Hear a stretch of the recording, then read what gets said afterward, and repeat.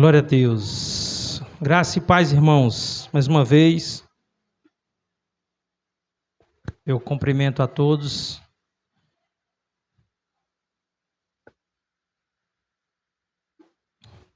Grato a Deus por mais um domingo, mais um culto de Santa Ceia, mais um último domingo do mês em que o Senhor nos deu a graça de estarmos juntos. Deixa eu ver quem está antenado aí. Alguém adivinha em qual texto nós iremos meditar ou em qual livro da Bíblia? Isaías 53. Vamos continuar meditando em Isaías. Hoje nós meditaremos em apenas mais um versículo deste livro, deste capítulo tão precioso e que enfatiza tanto a obra do nosso Salvador. Versículo 8. Isaías 53, verso 8.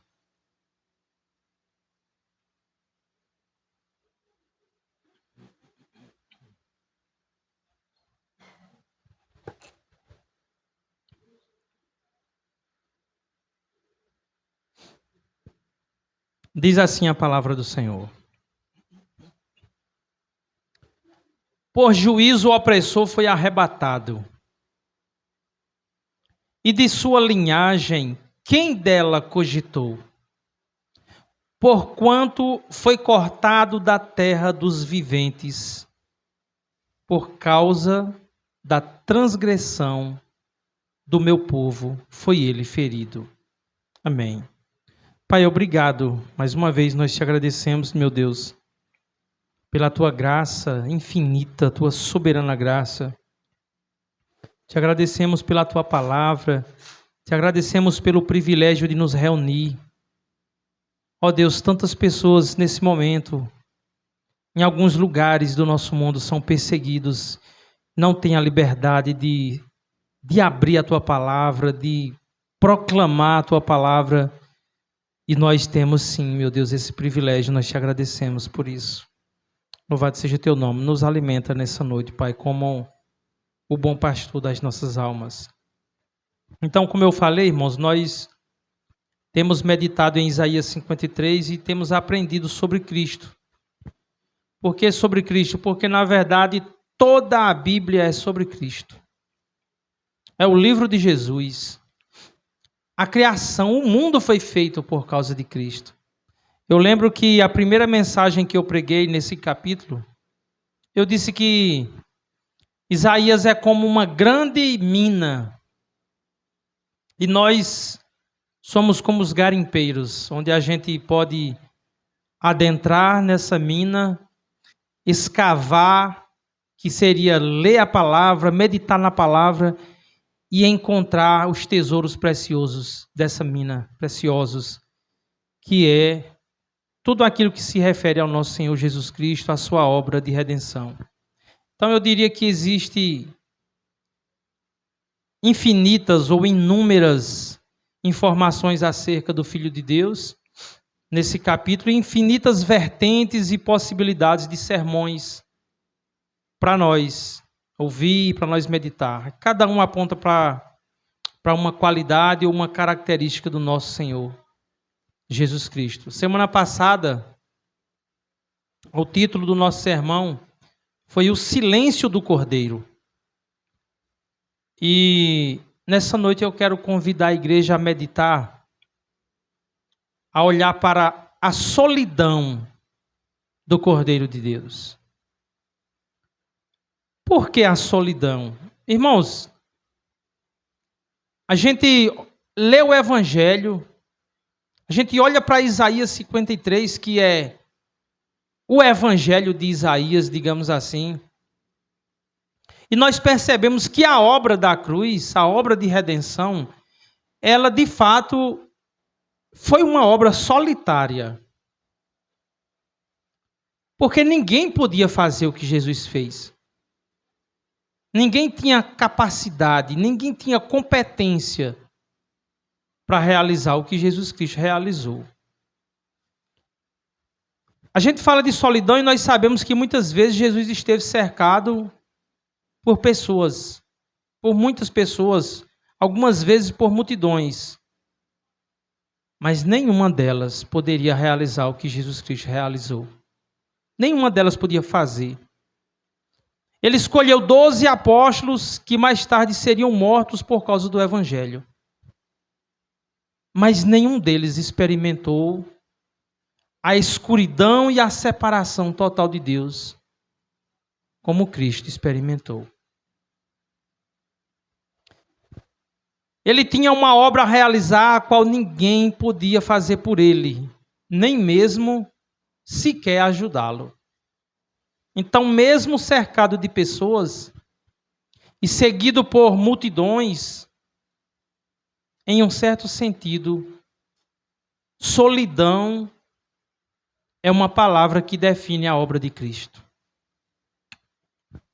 para a nossa redenção. Não é difícil compreendermos isso. Nós podemos ilustrar essa solidão, ainda que de forma vaga e distante, com o nosso cotidiano, com a nossa vida. Por exemplo, um pai de família honesto e que de fato é comprometido com suas obrigações, com a sua missão de pai, com a sua missão de provedor. Ele sabe que existem responsabilidades que ninguém pode assumir em seu lugar. Mas é claro que somente se ele for comprometido com a sua missão. Então, um pai de família, ele trabalha, ele suporta pressões, enfrenta dificuldades, porque ele sabe que a sua família depende dele. Então, muitas vezes o pai de família experimenta uma certa solidão que é própria da sua missão. A missão é dele, ele é o provedor da sua casa. Se ele for um homem comprometido, ele sabe que essa missão não dá para transferir para outra pessoa. Ele terá que suportar pressões e dificuldades, cansaço físico, mental, a fim de garantir o sustento da sua família. Muitas vezes, ele terá que engolir o seu orgulho, terá que enfrentar serviços que outras pessoas não querem enfrentar. Então, não importa se o dia é de sol ou de chuva, ele tem que estar lá. Às vezes, num feriado, às vezes no fim de semana, como foi citado agora pelos trabalhadores, os homens, os irmãos aqui, que agora estavam comentando sobre o serviço da casa do irmão Douglas. Algumas vezes sentindo dor, às vezes cansado, suado e em alguns momentos até sangrando. Muitas vezes ignorando as dores das lesões por esforço repetitivo que afetam os nervos dos seus punhos. Tudo por causa da missão de ser o provedor da sua casa. Acredito que os homens aqui se identificam com isso. Irmãos, lá no nosso trabalho, todo homem enfrenta as suas dificuldades e tem hora que ele se sente meio só. Nós enfrentamos lutas e pressões e às vezes nós sentimos sozinhos. Parece que tudo está contra nós. Então, mesmo cercado de pessoas, o pai de família experimenta uma certa solidão. As mulheres também conhecem essa realidade. Existe uma certa solidão, irmãos, que é própria da missão da mulher, que é esposa e que é mãe. Mas também somente se ela de fato abraçou a missão de ser mãe, de ser a ajudadora. E nós sabemos que ninguém pode ser mãe no lugar dela.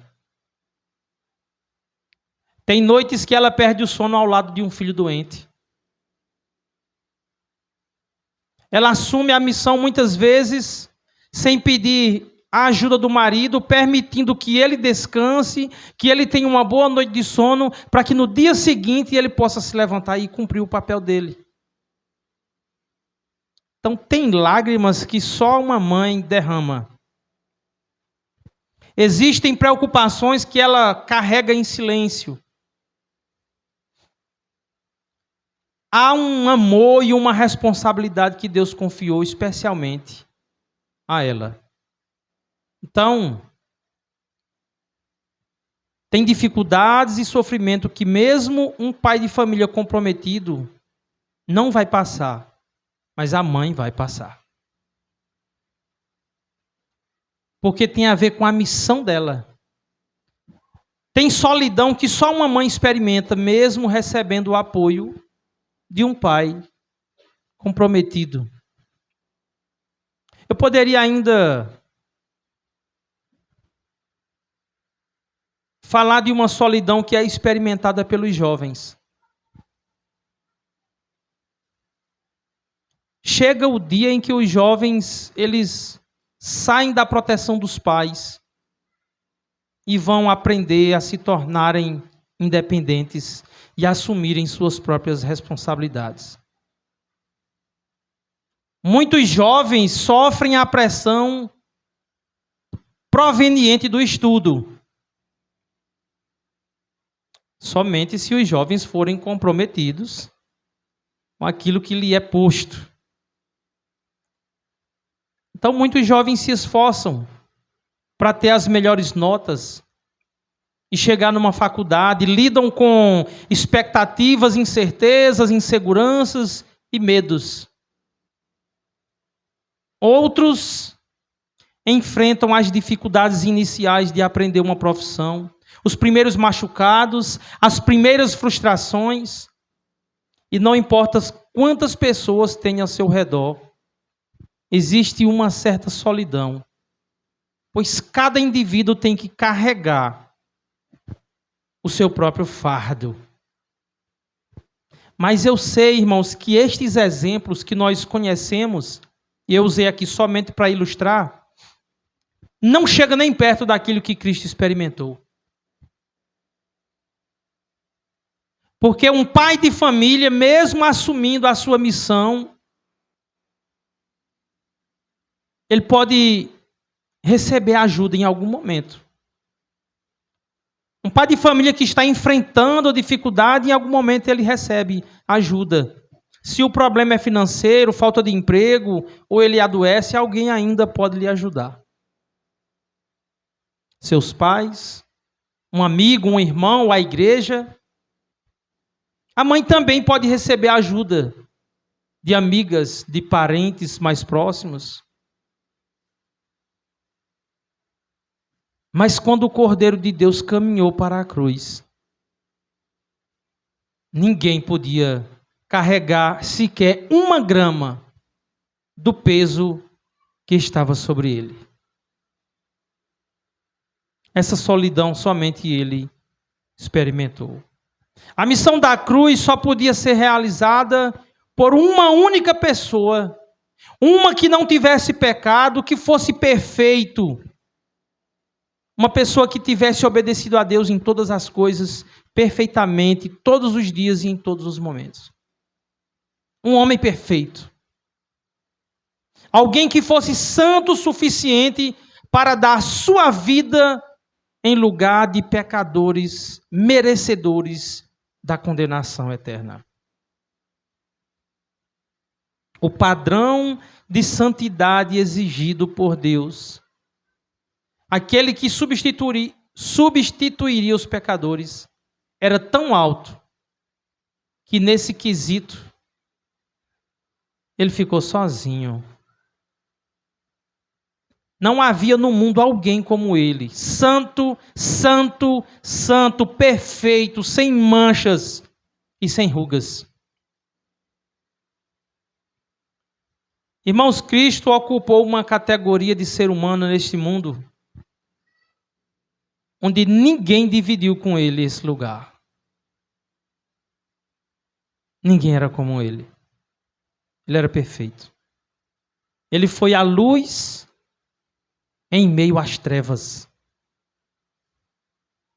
O santo em meio aos profanos.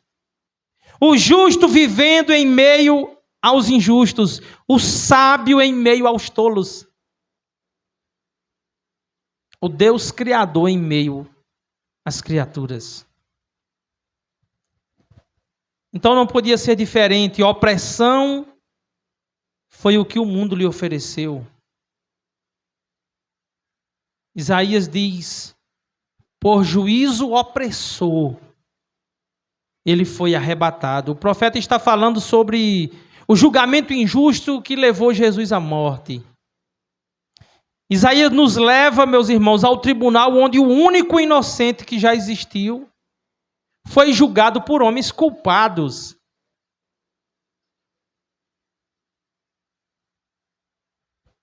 O juízo que ele recebeu foi opressor, foi injusto.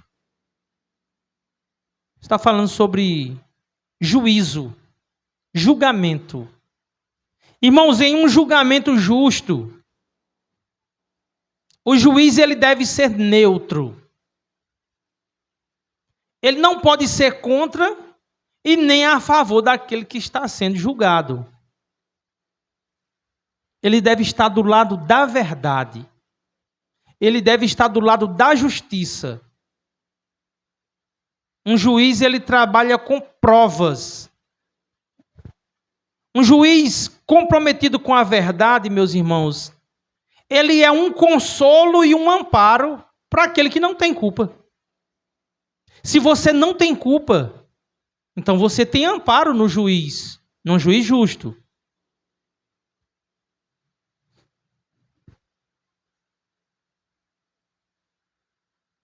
O juiz comprometido com a verdade é um consolo para o inocente.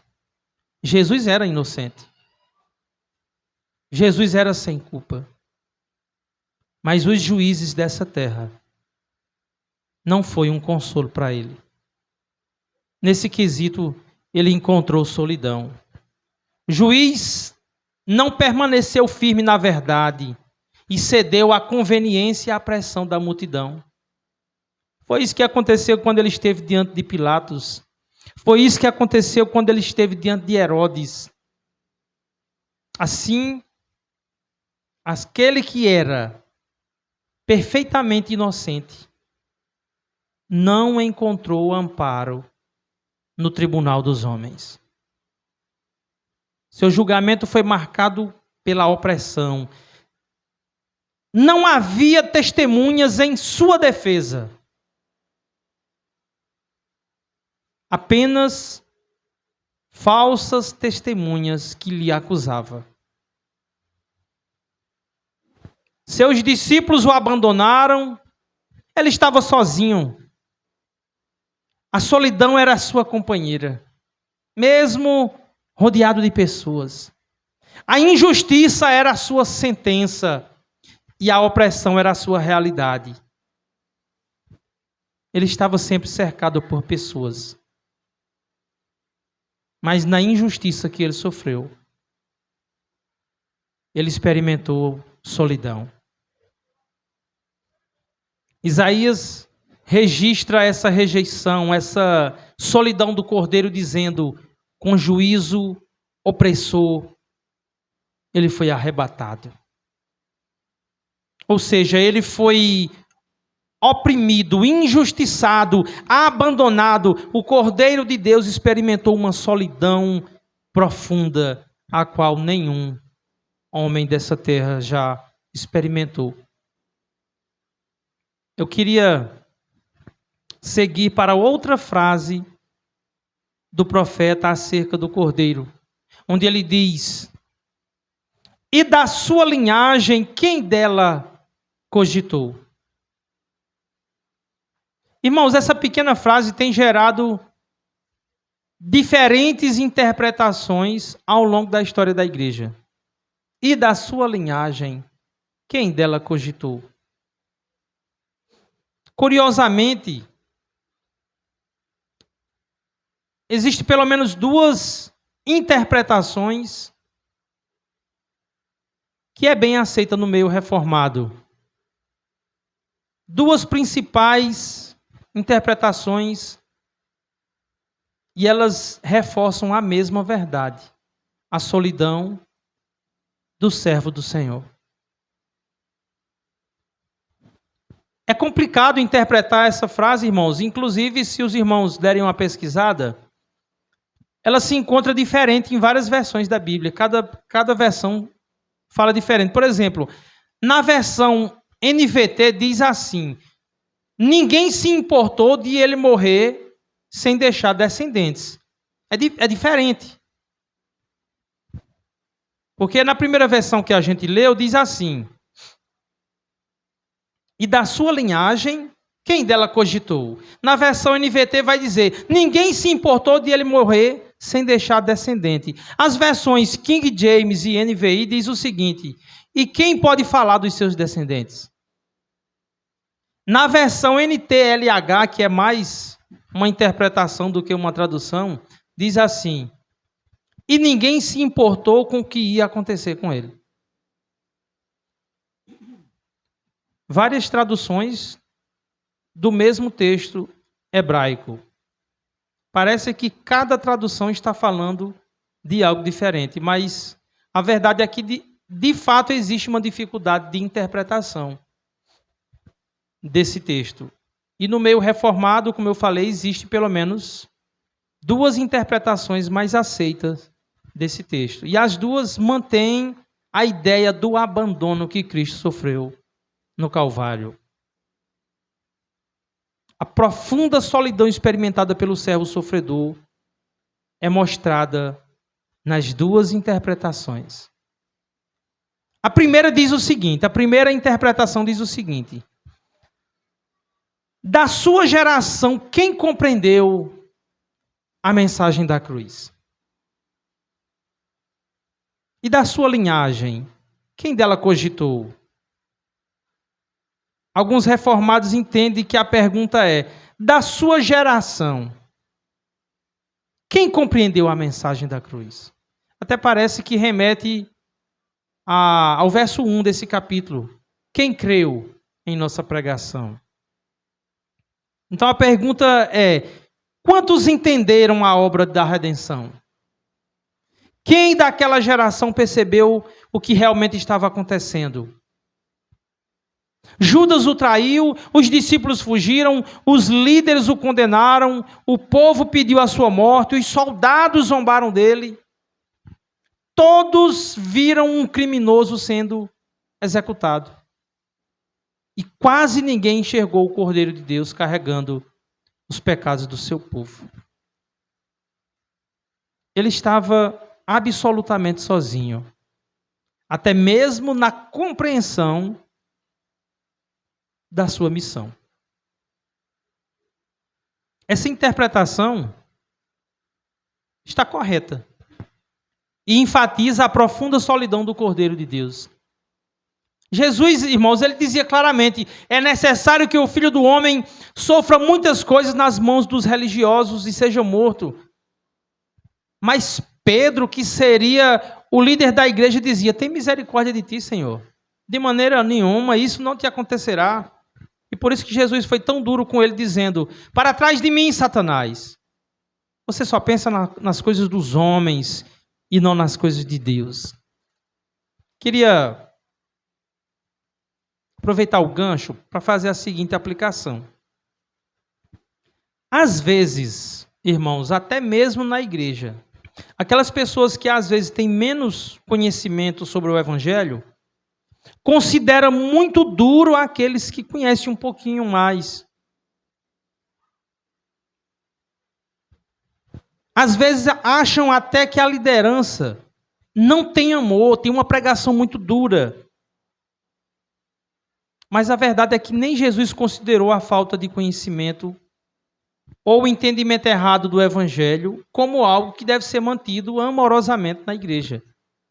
Nós devemos amar e nós devemos ter paciência com aqueles que têm menos conhecimento do Evangelho. Mas a liderança não pode cultivar falta de conhecimento. A liderança não pode demonstrar amor pela ignorância, pela falta de entendimento, porque isso conduz à perdição. Porque a falta de entendimento não produz edificação. Nenhuma igreja fiel às Escrituras se mantém de pé, elogiando a falta de entendimento. Não se pode romantizar a ignorância, mas com amor e paciência, cobrar da igreja, de todos aqueles que têm menos conhecimento, que busquem conhecer o Santo Evangelho de Deus. Então, voltando para a nossa linha de raciocínio, quem da sua geração compreendeu a cruz? Quantos estiveram pessoalmente, meus irmãos, com o Cordeiro, mas não teve o entendimento que aquele era o Salvador que Deus havia enviado ao mundo para salvar o seu povo? Por isso que Isaías pergunta, e da sua linhagem, quem dela cogitou? Ou em outra versão, e quem pode falar dos seus descendentes? Irmãos, os descendentes de um homem são aqueles que dão continuidade ao seu nome e ao seu legado. Quando um homem morre sem deixar filhos, aos olhos das pessoas parece que sua história terminou ali. Da mesma forma, quando um líder morre sem deixar sucessores, parece que a sua missão acabou. Era exatamente assim que Jesus parecia aos olhos do mundo. Ele morreu sozinho. Foi abandonado pelos discípulos. Foi rejeitado pelo seu povo. Foi condenado como um criminoso. O Cordeiro experimentou solidão absoluta. Ele foi abandonado, inclusive, pelo Pai. Ele mesmo declarou, Eloi, Eloi, lama sabachthani, que significa, Deus meu, por que me desamparaste?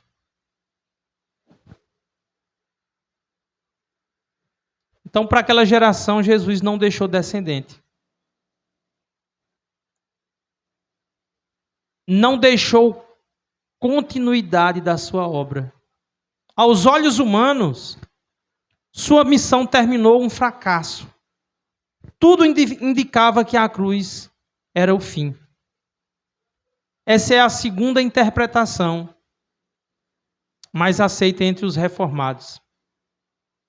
Aos olhos do mundo, Jesus foi um fracasso. E da sua linhagem, quem dela cogitou? Ou, em outra versão, ninguém levou em conta, ninguém se importou dele ter morrido sem deixar descendentes. O que o texto está dizendo é que, aos olhos do mundo, aquele homem que havia feito aquele movimento tão grandioso e que tinha mobilizado multidões, ele não deixou sucessores. Ele estava sozinho. Todos o abandonaram, ele morreu. A obra acabou. Acabou para ele. Não tem descendente. Não há continuidade.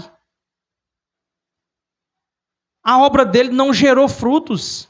Não gerou filhos, não gerou herdeiros. Mas o profeta Isaías declara que, irmãos, isso era aos olhos do mundo, não é o que o profeta está dizendo. Ele declara no verso 11, acompanhe comigo. Ele verá o fruto do penoso trabalho de sua alma e ficará satisfeito. O meu servo, o justo, com o seu conhecimento, justificará muitos, porque as iniquidades deles levará sobre si. Então não é verdade que ele morreu sem deixar descendentes, que ele morreu sem deixar continuidade. Aqui nesse versículo o profeta enfatiza que a obra da cruz não foi em vão. Ele diz que o Cordeiro sofreu a mais profunda solidão porque estava levando sobre si as iniquidades do seu povo. Ou seja, a nossa culpa, as nossas iniquidades que nos separavam de Deus e nos lançava para a solidão eterna. Não existe mais. Ela foi lançada completamente sobre Cristo. A terrível opressão e solidão que Cristo enfrentou teve como resultado o bem eterno dos seus eleitos, dos seus descendentes espirituais, dos filhos de Deus, que foram comprados com o seu sangue. Então ele deixou muitos descendentes. Irmão, talvez hoje haja aqui na igreja pais de família, como eu citei lá no início, na ilustração, carregando o peso de sustentar a casa com dificuldade. Às vezes até enfrentando enfermidades, ansioso, com medo de fracassar em sua missão. Talvez você que é mãe e esposa sinta a solidão de carregar o fardo próprio da sua missão, a criação dos seus filhos, as lutas de cuidar de uma família. Talvez você, jovem, que está lutando contra os seus medos, suas incertezas e o peso das suas expectativas. Homens e mulheres enfrentando dificuldades que ninguém pode enfrentar em seu lugar. E existem, de fato, existem fardos que ninguém pode carregar por nós. Há um tipo de solidão que faz parte da vida nesse mundo caído. Mas existe uma diferença infinita entre a nossa solidão e a solidão de Cristo. Porque nós, às vezes, nos sentimos sozinhos, mas nunca somos abandonados por Deus. Mas Cristo foi. Cristo foi abandonado por Deus. Irmãos, nós somos chamados a carregar cada um a sua cruz e seguir a Cristo. Mas nunca receberemos a ira de Deus. Nós não carregaremos a ira de Deus. Cristo carregou. Nesse mundo nós passamos por vales escuros. Mas o bom pastor caminha conosco. Ele está conosco. Quantos aqui não têm, irmãos, uma experiência ou lembra de um vale escuro que passou e sentiu a mão do Senhor lhe segurando, lhe sustentando, lhe fortalecendo? Cristo entrou sozinho no vale da condenação, para que jamais nós entrássemos nele. Isso é o nosso consolo. A solidão de Cristo, meus irmãos, comprou a presença permanente de Deus conosco. Ele foi rejeitado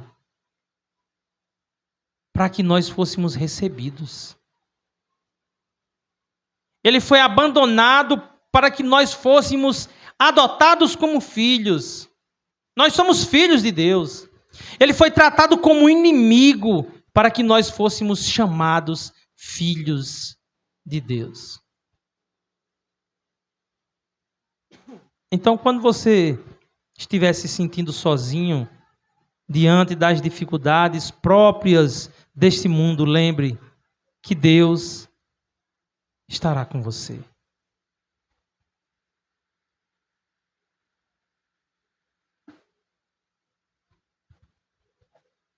Por que estará conosco?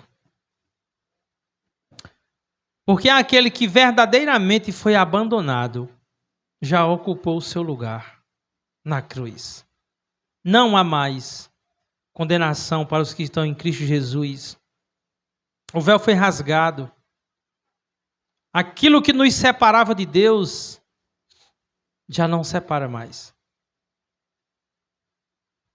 E há ainda uma esperança que eu quero mencionar.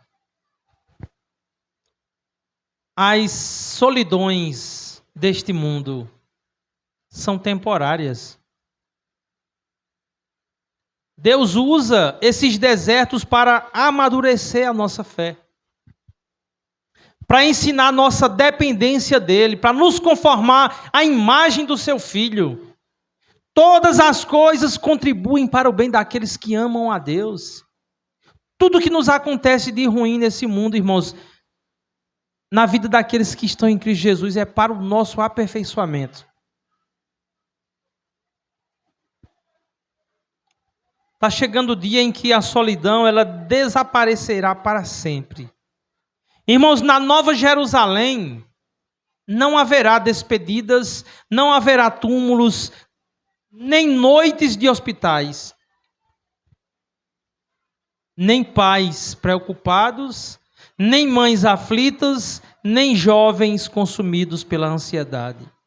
Nunca mais haverá um coração dizendo: eu estou sozinho, porque o próprio Deus habitará com o seu povo.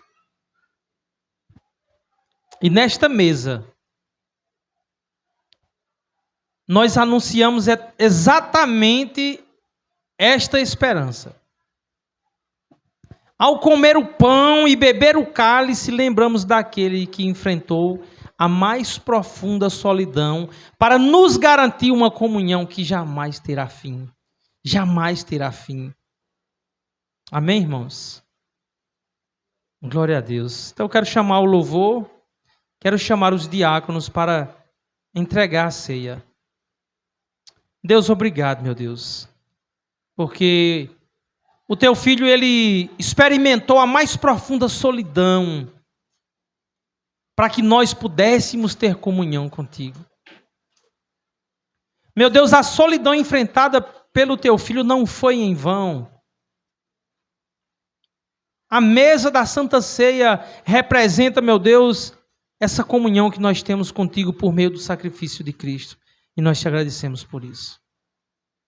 Louvado seja o teu nome, meu Deus, para todo sempre, em nome de Jesus. Amém.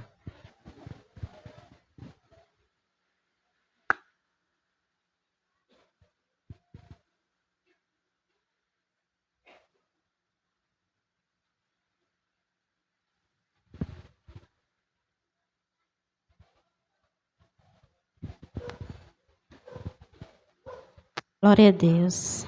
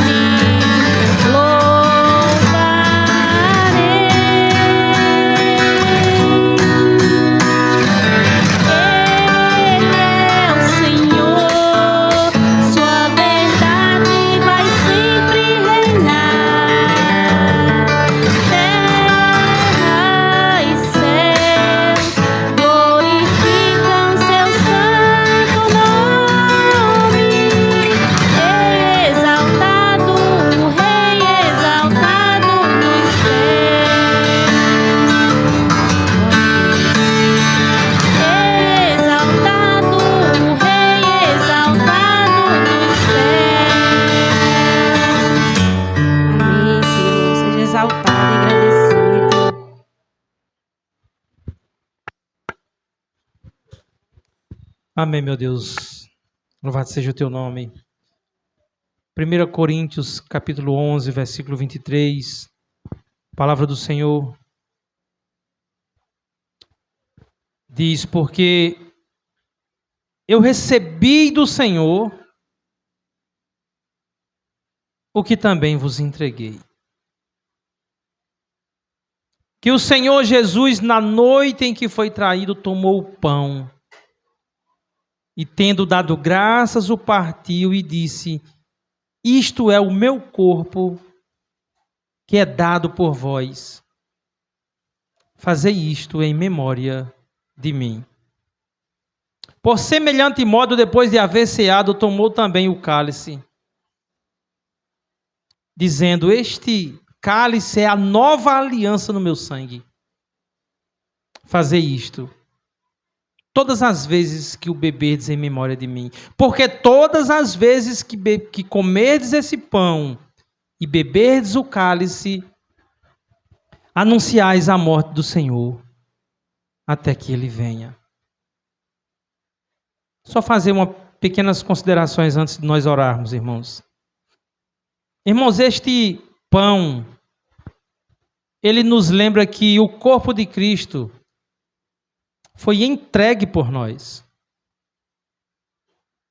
Este cálice nos lembra que o seu sangue foi derramado para a remissão dos nossos pecados.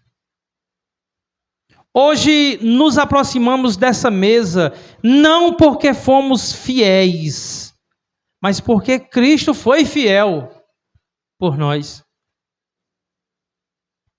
Não porque somos dignos, mas porque o Cordeiro foi imolado em nosso lugar. Então, se você está em Cristo, arrependido dos seus pecados e confia somente nele para a sua salvação, venha à mesa do Senhor com fé, gratidão e alegria. A mesa proclama que aquele que esteve sozinho na cruz, que enfrentou a mais cruel solidão, agora reúne um povo que jamais será abandonado por Deus. A cruz foi o lugar da solidão do Cordeiro. A mesa é o lugar da comunhão dos redimidos. Aquele que caminhou sozinho até o Calvário conquistou para si um povo que agora se assenta à sua mesa e pela sua graça nunca mais será abandonado. Deus, obrigado. Oh Deus, obrigado pelo corpo do teu filho que foi moído, pelo teu filho que foi entregue à mais profunda solidão. O teu filho que conheceu as trevas que nós merecíamos. Ele foi flagelado, ele foi separado, foi aniquilado da terra dos viventes. Ele conheceu a mais profunda solidão, pagando, meu Deus, pelos nossos pecados. Obrigado, Senhor, pelo sacrifício do teu filho. Louvado seja o teu nome. Podem comer do pão, irmãos.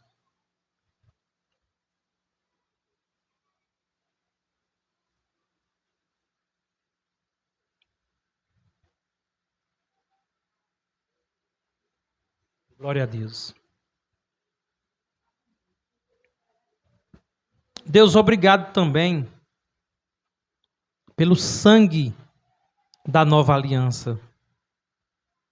Obrigado, Senhor, pelo sangue do teu filho que lava os nossos pecados e nos apresenta diante de ti sem nenhuma culpa.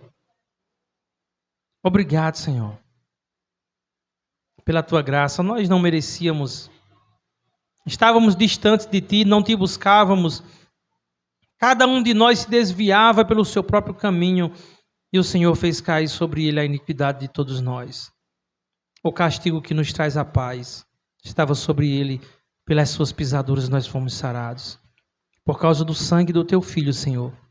Somente pelo sangue do teu filho é que nós temos comunhão contigo. Podemos nos achegar com ousadia a tua presença, nos achegar diante do teu trono e encontrar o teu favor em momento oportuno. Podemos hoje, meu Deus, participar do banquete da graça, estar sentado à mesa, lembrando, meu Deus, o sangue do teu filho que foi derramado. Obrigado, Deus, por essa graça. Podem beber, irmãos. Glória a Deus. Louvado seja o teu nome, Senhor, para todo sempre, em nome de Jesus. Glória a Deus.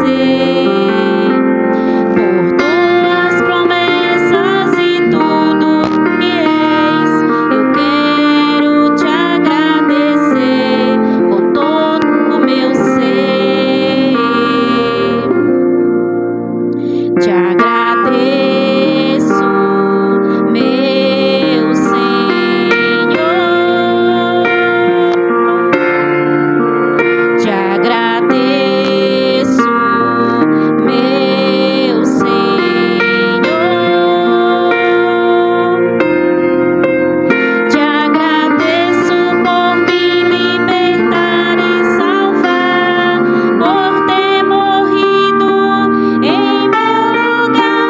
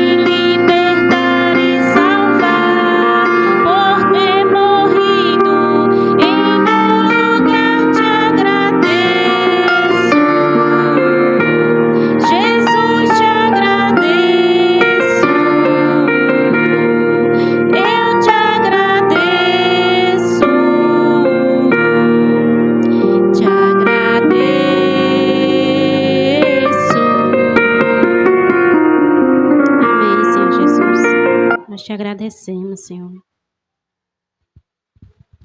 Sim, Deus, nós agradecemos. Nós terminamos esse culto nessa noite. Ó Deus, com os nossos corações agradecidos pela obra do Teu Filho naquela cruz, por todo o sofrimento que Ele enfrentou em nosso lugar. E eu te peço, no nome santo do Teu Filho, que a Tua igreja, meu Deus, agora vá para casa, vá para os seus lares, mas com o coração cheio de convicção da Tua graça, de convicção, meu Deus, do sofrimento, do sacrifício do Teu Filho em nosso favor.